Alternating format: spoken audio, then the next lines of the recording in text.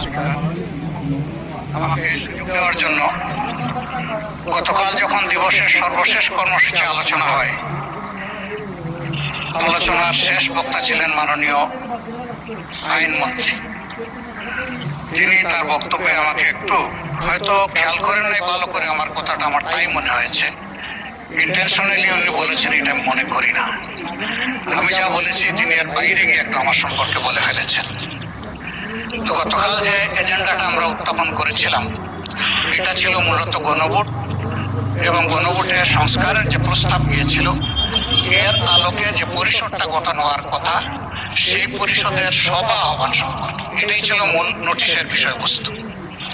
এক পর্যায়ে মাননীয় স্বরাষ্ট্রমন্ত্রী একটা প্রস্তাব এনেছেন।